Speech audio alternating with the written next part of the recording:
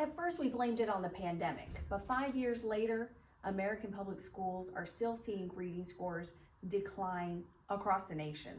According to the nation's report card, last year, the 2024-2025 school year, 8th grade scores dropped another 2 points, and 12th grade scores dropped to the lowest scores in 20 years. I'm Rebecca Edwards, and I care about my nation's reading scores and my local school scores because I'm a high school English teacher, and I'm a mom and a grandmother, and I hope this presentation will give you hope because I'm about to tell you the story of how one small school in Northwest Kansas turned their scores around despite the national reading crisis. First, let's assess the problem. Education Secretary Linda McMahon provided the following analysis of that nation's report card. Today's NAEP results confirm a devastating trend. American students are testing at historic lows across all of K through 12.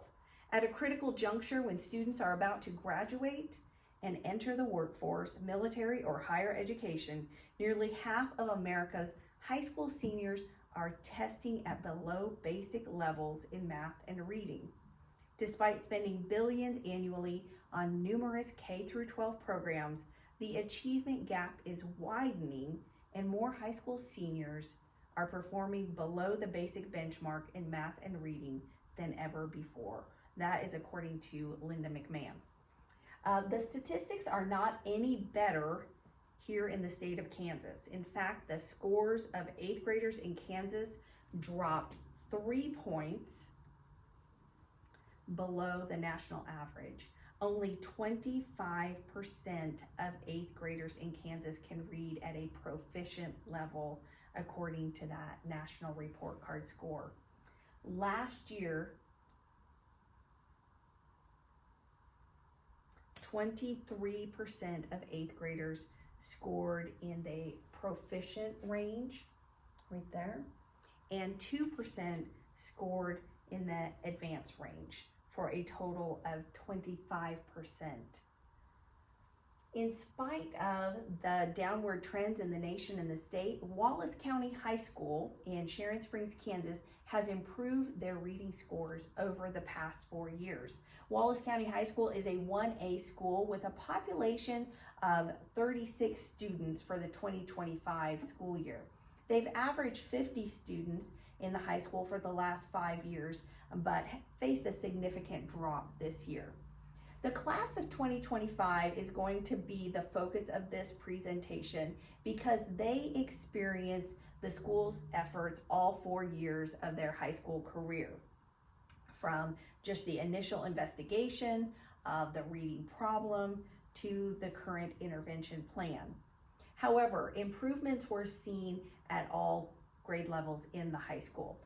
Taking a look at these charts here, we have the 8th grade scores on the state assessment, and you can see that with the yellow being level 3, there were no level 4s. That level went up right there, and then your level 1 dropped. So we see improvement right there in those first 2 years, and this is a comparison of their freshman year FastBridge reading assessment scores to the red is their senior year in that spring, and we eliminated all students in that some risk category, and the high risk category dropped to just over 20%, and we'll look at that again with further explanation later. The reading improvements in this high school were driven by the administration and executed by a committed and empowered staff through increased awareness, education, and proven practices. After viewing the 2020-21 state assessments, the administration knew there was a serious problem. 8th grade here had dropped below the state average, and there was no denying that the scores overall had taken a significant dive after the pandemic. These 8th grade scores were especially alarming, knowing that these students would be entering the high school ill-equipped to read high school level text. and a closer look at this shows that 8th grade from the school had 13% in that level 3, 47% in level 2, and a whopping 40 in level 1 score. The 8th grade class is a pretty typical classroom for Wallace County with a population of 14 students, a little heavy on the girls. They had 9 girls to the 5 boys, 1 English language learner in that group, 5 minorities. Over 50% of the class was on free or reduced lunch, and there was 2 students with IEPs.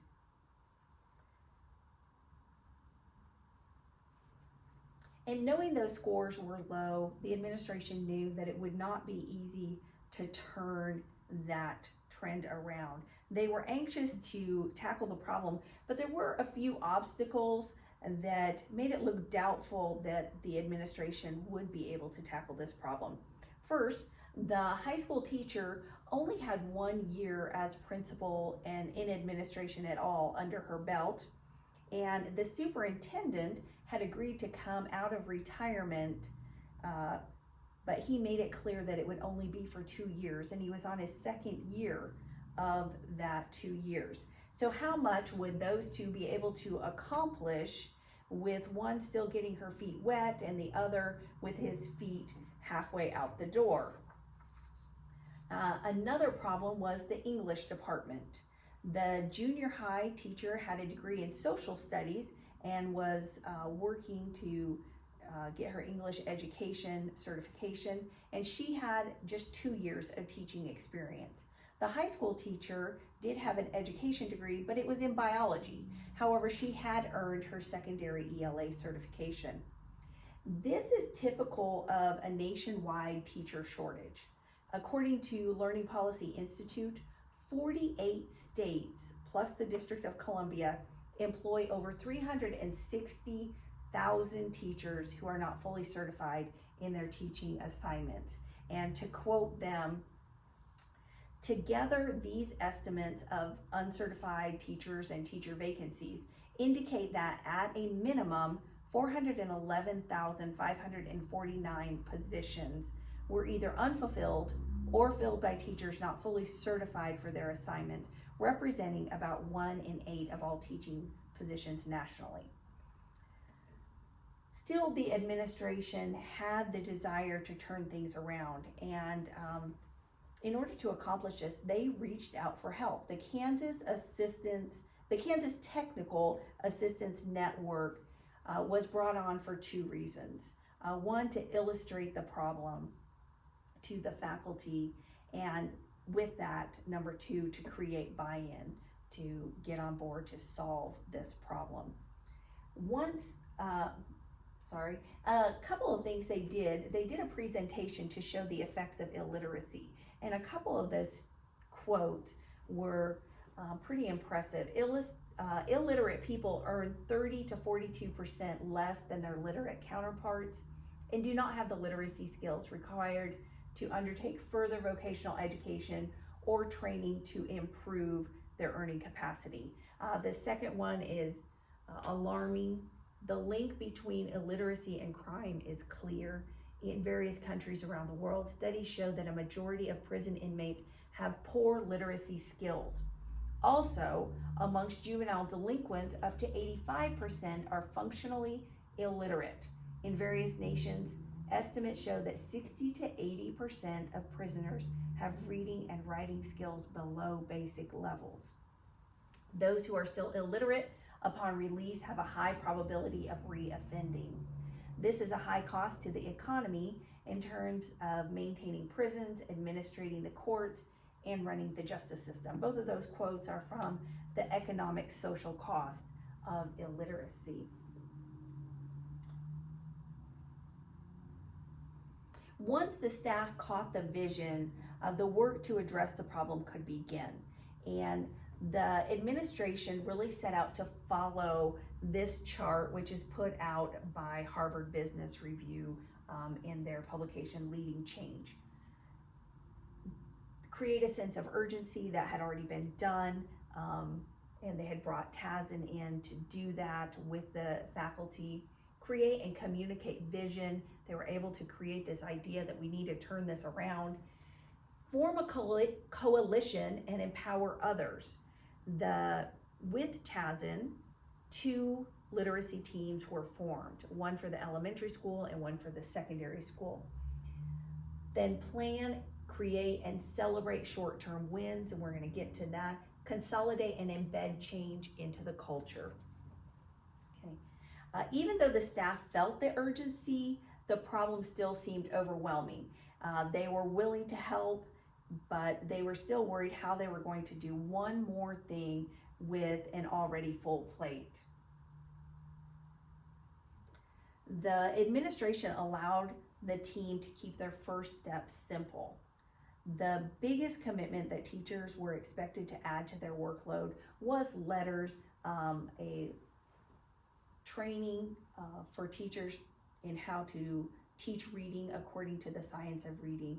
All the elementary teachers were required to do the letters training, which is a 2-year commitment, and the junior high and high school English teacher also. But beyond that, every other training session was incorporated into the regular school day, and subs were provided so that teachers could go and learn new strategies, proven techniques with TASN, and also they were given time to analyze the testing data and determine the needs of individual students and the student body as a whole. That first year, besides the letters training, the faculty, both elementary and secondary teachers, reviewed and updated their curriculum according to the science of reading.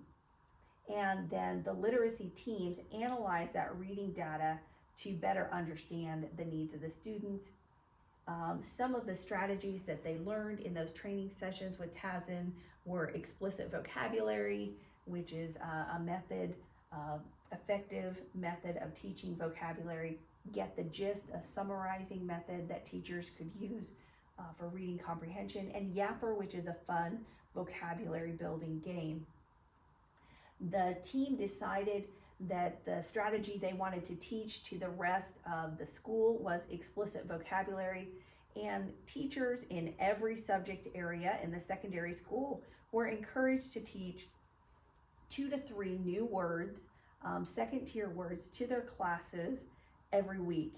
And that, with a 7-hour daily schedule, that would give each student, if they only did 2 words a week, an opportunity to learn 14 tier 2 words in the classes, and multiply that by the weeks throughout the school year, and you have a significant vocabulary jump. In addition to training the literacy teams, the administration added a 2-hour late start to keep everyone involved. That 2-hour late start meant that the staff came in at the regular school time, but students came in 2 hours late, and staff spent that time sharing those teaching strategies, demonstrating that, sharing growth with testing, and encouraging one another. And the high school teachers, in their zeal, added some reading intervention time in on their own in an effort to jumpstart those reading improvements. The high school already had a 20-minute activity period built in during the day, and so they said, well, let's just use that for reading. The problem was that that intervention time, that activity period, was also used for other activities like Zello, character education, club meetings. And so it was a great idea, but the setup was not ideal, and there were some frustrations. Students that needed significant intervention were sent to the English teacher for that reading intervention during that 20-minute time period, but that created too big of a classroom to provide great intervention during that 20-minute 20-minute time period. However,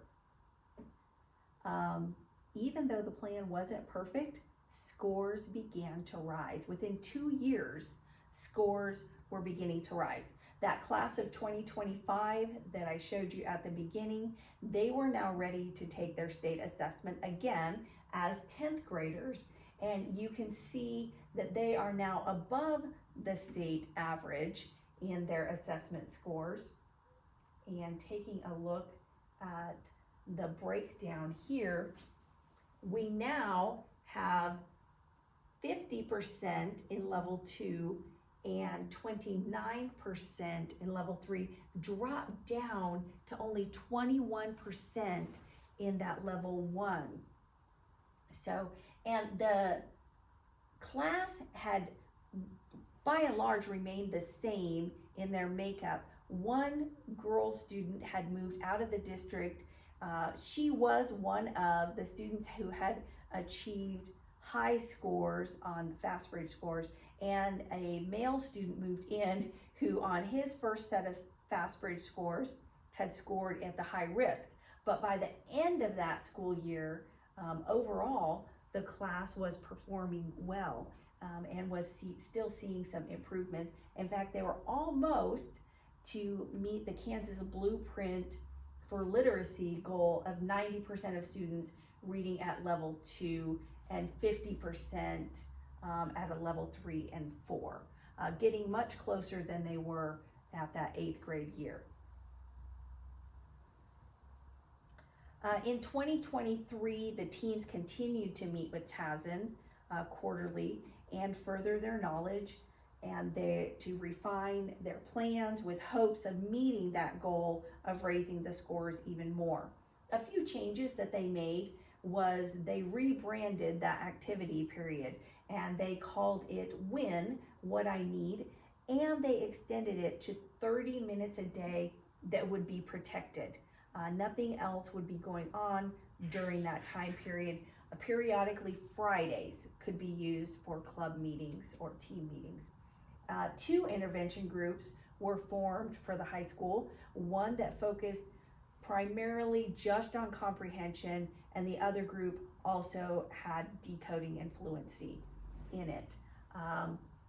The third step was once students met benchmark, they are placed in the higher level WIN groups that are doing book studies or independent reading. So they could move out of those levels throughout the year, recognizing their achievement. The fourth step was the idea that growth must be rewarded even for those students who weren't meeting benchmark. Yes, they could test out of those intervention groups, but what about the students that were improving their scores but still hadn't met benchmark? So that began to be a question. It wasn't solved, but it began to be investigated.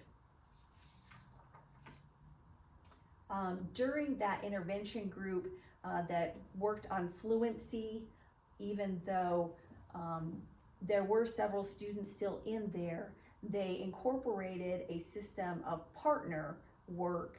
And so I want to show you how easy it was once students learned the routine for students to practice fluency. Here's a video of 2 students practicing their fluency. They are given a reading selection based on their reading level. They read it silently to themselves first, and then they read it to their partner, and the partner times them for 1 minute.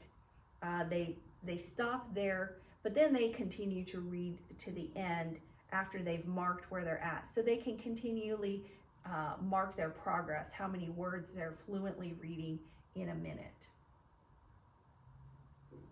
It says that watching her mother take on this difficult job taught her lessons about strength and self-respect that have shaped her life. She raised me to be a confident and hold up my head, Lisa says. As she grew up, Lisa began showing this confidence. All right, and then once they're done reading, they ask each other the comprehension questions at the end of the passage, and then they follow up with writing out their answers, and that's what this looks like. Only can do anything. Okay, questions now. Right here. What lessons about life did Lisa learn from her mom? She said it somewhere over here. Yep. She raised her to be confident and hold up her head. Yep. Saying that she can be anything that she wants if she puts the dedication to Put it. her mind to it. Yep. What tough job did she take on? Cross-country truck driver. All right. Students are grouped according to their FastBridge scores. We have a specific method for matching students up. We don't want to match the one with the top score with the lowest score, because then you get frustration, one wanting to move faster and one feeling like they can't catch up. But they're put together in a way to maximize where they're at. And pulling students out for the specific practice that they needed really increased their confidence. They were in a room with a group of students that needed the same exact thing. And we even saw students that might be in the regular classroom being quiet, trying not to draw attention to themselves, stepping up in confidence within that group. In the 2024-25 school year, the team focused on refining their data to make sure students weren't falling through the cracks and that they were making progress with the intervention program they had come up with. They also wanted to make sure that they were rewarding all students who improved, even if they fell short of that benchmark. Using the FastBridge data tools, they were able to identify growth for each student. And after seeing success with their efforts, which I'll show on the next slide, the team wanted to ensure that the vision and methods would be passed on to new teachers. So here is a portion of that success that they saw. We come back to this slide with the class of 2025 who grumbled at every new intervention because they were the guinea pigs, and we see this tremendous improvement. The high-risk group dropped below right at about that 20%, and the some risk group moved completely out into the low risk and college pathway, and that so then we have this group here, it's 79% has met the benchmark. So really getting close to that blueprint for literacy goal. Other classes did make improvement, but along the way there would be regressions, and that really signified to the team that they still needed to continue to test with fidelity on a regular basis, constantly providing that accountability to students, as well as their own needs of checking to see if they were making improvements, if there were students who were falling behind. The class of 2026 overall has made great improvement. Look at, we have these red scores of some risk, and they are significantly dropping off. We did have a blue one pop up here, like I mentioned. At times there are regressions, but overall seeing those yellow and green lines continue to rise.